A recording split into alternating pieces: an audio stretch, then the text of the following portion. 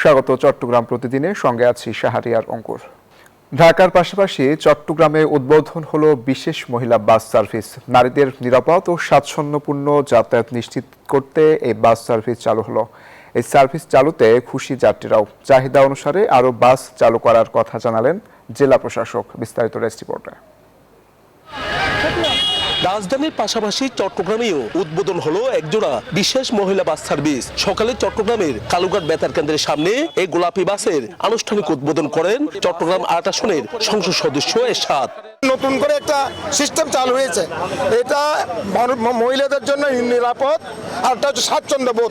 তবে এবার চালকের আসনে বসেছেন নারী। বাসটি পরিচালনা করতে পেরে গর্বিত বাসের দায়িত্বে থাকা চালক। যাত্রীদের নিরাপদে গন্তব্যে পৌঁছে দিতে পারাটাই সবচেয়ে আনন্দের বলে জানান তিনি। আমি যে নারীদের জন্য সেফ থাকবো বা আমি তাদেরকে সবকিছু দায়িত্ব নিয়ে আমি রোডে নামছি, এটা খুবই গর্বিত। সরকারের এমন উদ্যোগে নারী যাত্রীরাও সন্তুষ্টি প্রকাশ করেছেন। নারীদের জন্য এটা খুবই ভালো লাগতেছে, কারণ এতদিন যে হয়রানিগুলো হতে হয়েছে এগুলো হচ্ছে সামনে থেকে আমাদের আর হবে না। এমন একটা উদ্যোগ আসলে খুবই প্রশংসার বিষয়। আর সরকারের পক্ষ থেকে তো এটা আমাদেরকে দিয়েছে, আমাদেরও অবশ্যই দায়িত্ব কর্তব্য আমরা যাতে গাড়ির প্রতি এবং ড্রাইভার কন্ট্রাক্টরের প্রতি যাতে যত্নশীল হই। যাত্রী পেলে বাসের সংখ্যা আরো বৃদ্ধি করা হবে বলে জানান জেলা প্রশাসক। যদি বাসের ডিমান্ড থাকে আমরা মন্ত্রণালয়ের সাথে যোগাযোগ করে আরো বেশি বাস সার্ভিস চালু করার উদ্যোগ গ্রহণ করব। নারী বান্ধব এই বাস দুটি চলবে কালুরঘাট থেকে পতেঙ্গা রুটে। নয়ন বড়ুয়া, জয়, নিউজ 24, চট্টগ্রাম। উত্তর পশ্চিম বঙ্গোপসাগরে অবস্থানরত লঘুচাপের প্রভাবে দেশের 4 সমুদ্র বন্দরকে 3 নম্বর স্থানীয় সতর্ক সংকেত দেখাতে বলেছে আবহাওয়া অধিদপ্তর। মঙ্গলবার আবহাওয়ার সতর্কবার্তায় বলা হয়েছে, বাংলাদেশের দক্ষিণ পশ্চিমাঞ্চল, পশ্চিমবঙ্গ উপকূল এবং তৎসংলগ্ন উত্তর পশ্চিম বঙ্গোপসাগরে অবস্থানরত মৌসুমী নিম্নচাপটি পশ্চিম উত্তর পশ্চিম দিকে অগ্রসর হয়ে বর্তমানে ঝাড়খণ্ড এবং তৎসংলগ্ন এলাকায় অবস্থান করছে। এটি আরও পশ্চিম উত্তর পশ্চিম দিকে অগ্রসর হয়ে ক্রমান্বয়ে দুর্বল হতে পারে। তবে এর প্রভাবে উত্তর বঙ্গোপসাগর এলাকায় বায়ুচাপের পার্থক্য বেশি থাকায় ঝোড়ো হাওয়া বয়ে যেতে পারে। এ কারণে চট্টগ্রাম, কক্সবাজার, মংলা, পায়রা সমুদ্র বন্দরকে 3 নম্বর স্থানীয় সতর্ক সংকেত দেখিয়ে যেতে বলা হয়েছে।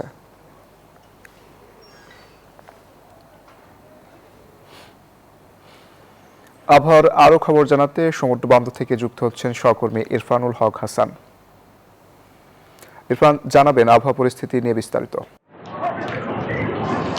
অঙ্কুর, কক্সবাজারে সকাল থেকে থেমে থেমে বৃষ্টিপাত হচ্ছে। গতকাল রাতে যথেষ্ট বৃষ্টিপাত হয়েছে গত কয়েকদিন, এবং আবহাওয়া অধিদপ্তর বলছে যে কক্সবাজারে এই মুহূর্তে 3 নম্বর যে সতর্কতা সংকেত সেটা এখন পর্যন্ত বলবৎ রয়েছে। 3 নম্বর সতর্কতা সংকেতের ফলে সাগর বেশ উত্তাল রয়েছে, এবং এই 3 নম্বর সতর্কতা সংকেতের যে বার্তা দেওয়া হয়েছে সেখানে বলা হয়েছে যে সমস্ত নৌযান সমূহ সাগরে চলাচল করে তাদেরকে একটি নিরাপদ আশেপাশে জায়গায় থাকার জন্য বলা হয়েছে। এবং কক্সবাজারে যে সমস্ত এলাকাগুলো আসলে একেবারে নৌযানের উপর নির্ভরশীল, বিশেষ করে কক্সবাজারের সেন্ট মার্টিন, মহেশখালী, কুতুবদিয়া সহ বেশ কিছু এলাকা যেখানে মোটামুটি যোগাযোগ বিচ্ছিন্ন রয়েছে এমনটাই বলা যায়। তবে এবারের যে নিম্নচাপটি আসলে সমুদ্রে নিম্নচাপটি সৃষ্টি হয়েছে, এর ফলে উপকূলে যে ধরনের অন্যান্য সময় প্রভাব পড়ে এবারে কিছুটা প্রভাব কম রয়েছে। এখানে ঝাউ বাগান ভেঙে যাওয়া সহ যে সমস্ত ক্ষয়ক্ষতিগুলো আসলে হয় সেটা এখন পর্যন্ত লক্ষ্য করা যায়নি, কিংবা এ ধরনের কোনো ক্ষতির খবর আমরা এখন পর্যন্ত পাইনি। তবে বৃষ্টিপাত আসলে অন্যান্য সময়ের তুলনায় এখন বৃষ্টিপাতের পরিমাণটা কিছুটা কম।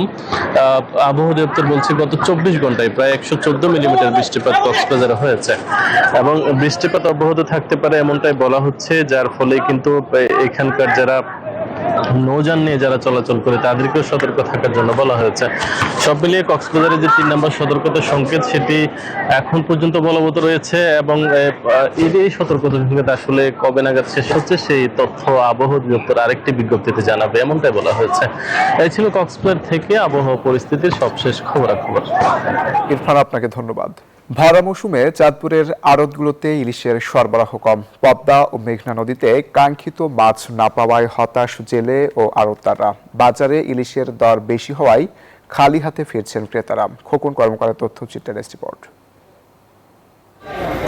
চলছে ইলিশের ভরা মৌসুম। এই মৌসুমে জেলেদের জালে ঝাঁকে ঝাঁকে ইলিশ ধরার কথা থাকলেও কাঙ্ক্ষিত মাছ মিলছে না, ফলে চাঁদপুরের আড়তগুলোতে ইলিশের আমদানি কমেছে। গত বছর এই সময়ে আড়তগুলোতে 5 থেকে 600 মণ ইলিশ আমদানি করা হলেও চলতি বছর আমদানি হচ্ছে মাত্র 70 থেকে 80 মণ ইলিশ। এতে লোকসানের কথা বলছেন ব্যবসায়ী ও বিক্রেতারা। এখন ইলিশের ভরা মৌসুম অনুযায়ী আমাদের প্রত্যাশামূলক মাছ আসে না। মৌসুম অনুযায়ী মাছ হয়ে যায় তাহলে কিছুটা দাম কমার সম্ভাবনা আছে। এদিকে ভরা মৌসুমে বাজারে ইলিশের দাম চড়া হওয়ায় হতাশ ক্রেতারা। ইলিশটা টোটালি আমাদের মধ্যবিত্তের মধ্যে নাগালের বাইরে চলে গেছে। 800 গ্রামের ওজনের মাছ 1600 টাকা করে বলছি, কিন্তু দোকানদার 1800 কমে 1 টাকা কমে বিক্রি করবেন। বর্তমানে পাইকারি বাজারে 1 কেজি ওজনের ইলিশ 2600 থেকে 2800 টাকা এবং 1 কেজির বেশি ওজনের ইলিশ বিক্রি হচ্ছে 3000 থেকে 3500 টাকায়। Desk report, news 24। Dhaka Chattogram মহাসড়কে এখন এআই ভিত্তিক নজরদারি ব্যবস্থা চালুর উদ্যোগ নেওয়া হয়েছে। সবশেষ তথ্য অনুযায়ী পুরো ঢাকা চট্টগ্রাম মহাসড়ক সিসিটিভি নজরদারির আওতায় এসেছে এবং গুরুত্বপূর্ণ 16টি পয়েন্টে এআই ক্যামেরা বসানো হয়েছে। এ নিয়ে কুমিল্লা থেকে সরাসরি যুক্ত হবেন সহকর্মী এইচ এ মহিউদ্দিন। মহিউদ্দিন, জানাবেন ক্যামেরা বসানোর ফলে কি কি সুফল পাচ্ছেন নাগরিকরা? অঙ্কর, আপনি যেমনটি বলছিলেন, ঢাকা চট্টগ্রাম মহাসড়কে দীর্ঘ 500 কিলোমিটার জুড়ে 1427টি এআই ক্যামেরা দীর্ঘদিন পরিকল্পনা করে এই দ্রুত সময়ে সড়কের বিশৃঙ্খলা এবং যে সকল অপরাধ কর্মকাণ্ড হচ্ছে সেগুলো কীভাবে নিয়ন্ত্রণ করা যায় এরই প্রতিফলন আজকে থেকে এর আনুষ্ঠানিকভাবে যাত্রা শুরু করেছে। তারই অংশ হিসাবে কুমিল্লার 105 কিলোমিটার মহাসড়ক জুড়ে এই মহাসড়কের মধ্যে যে দ্রুতগামী এবং ওভার স্পিডে যে গাড়িগুলো চলাচল করছে সেগুলোকে শনাক্ত এবং বিশেষ করে মাদক বহনকারী এবং যে সকল গাড়ির মধ্যে যে ফিটনেস নেই এবং যারা অপরাধ কর্মকাণ্ড করে বেড়ায় তাদেরকে দ্রুত কিভাবে চিহ্নিত করা যায় সেই প্রযুক্তিগত যে কৃত্রিম বুদ্ধিমত্তা এআই ক্যামেরা আজকে আনুষ্ঠানিক শুরু করেছে। কুমিল্লার 105 কিলোমিটার জুড়ে জেলা হাইওয়ে যে পুলিশ রয়েছে তাদের যে তৎপরতা এবং প্রায় 5টি স্থানে এই এআই ক্যামেরার মাধ্যমে আজকে থেকে এই কার্যক্রম শুরু করেছে।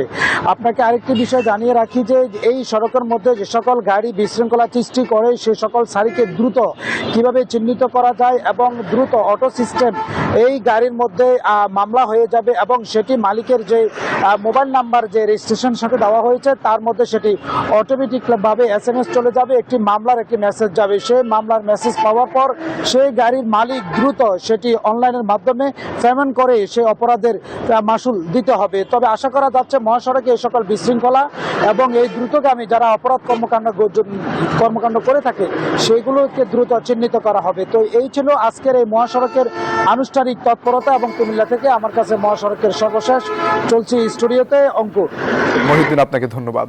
চট্টগ্রাম নগরীতে ব্যবসায়ীকে অপহরণ করে লুটের ঘটনায় প্রায় 2 বছর পর মামলার রহস্য উদ্ঘাটনের দাবি করেছে পিবিআই চট্টগ্রাম মেট্রো।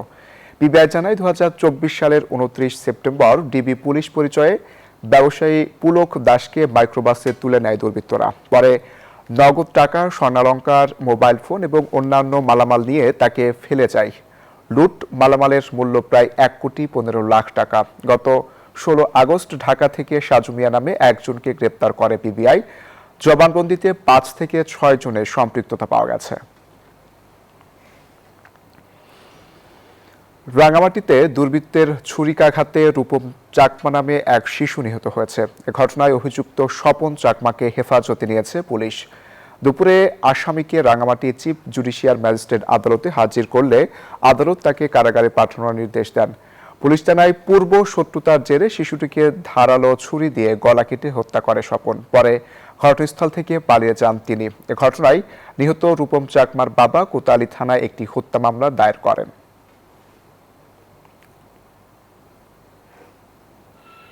নোয়াখালী জেলা প্রশাসন ও উপকূলীয় বন বিভাগের যৌথ উদ্যোগে নোয়াখালীতে সপ্তাহব্যাপী বৃক্ষ মেলা ও বৃক্ষরোপণ অভিযান কর্মসূচি শুরু হয়েছে।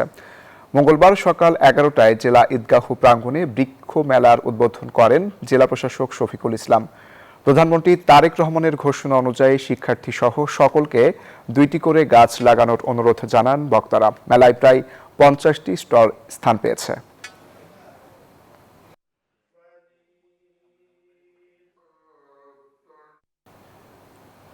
মেলা থেকে বিস্তারিত জানাতে যুক্ত হচ্ছেন সহকর্মী আকবর হোসেন সোহাগ। সোহাগ, জানাবেন মেলায় দর্শনার্থীদের উপস্থিতি কেমন দেখছেন?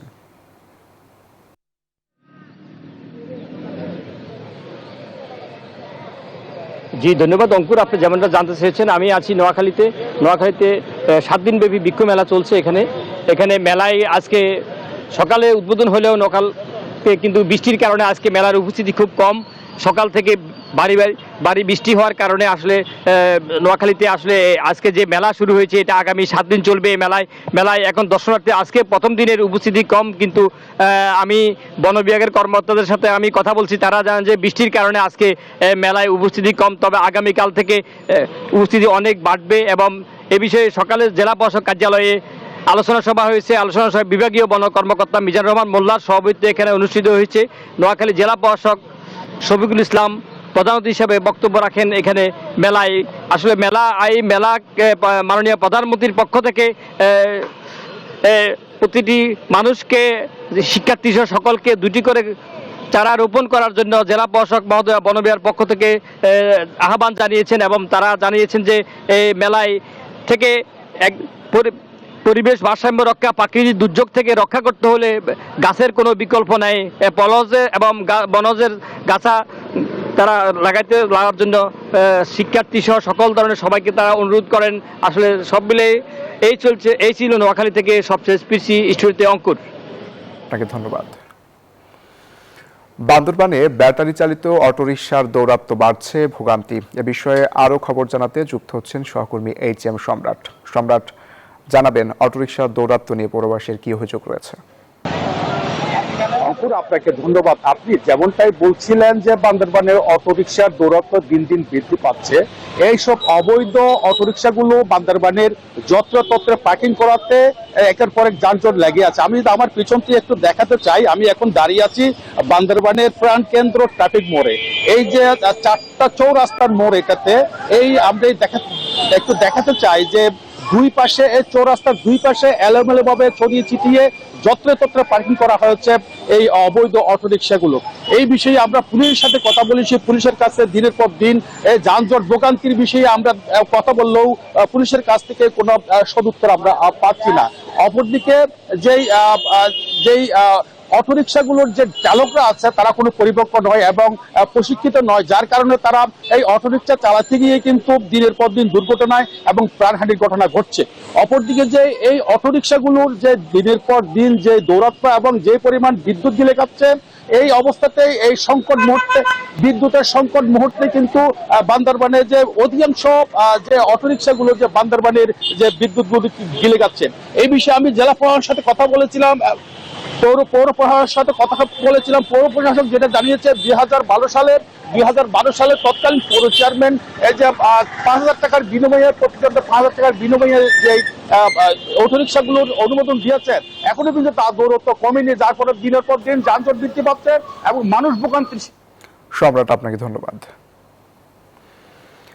খাগড়াছড়ি জেলায় সড়ক দুর্ঘটনায় নিহত ও আহত পরিবারের মাঝে বিআরটিএর ট্রাস্টি বোর্ডের মঞ্জুরিকৃত চেক বিতরণ করা হয়েছে। বিকেলে জেলা প্রশাসকের কার্যালয় সম্মেলন কক্ষে জেলা প্রশাসনের সহযোগিতায় বিআরটিএ খাগড়াছড়ি সার্কেলের আয়োজনে এ চেক বিতরণ করা হয়। এ সময় সড়ক দুর্ঘটনায় আহত 8টি পরিবারকে 1 লাখ টাকা করে মোট 8 লাখ টাকা এবং নিহত 12টি পরিবারকে 5 লাখ টাকা করে 60 লাখ সহ মোট 68 লাখ টাকা প্রদান করা হয়।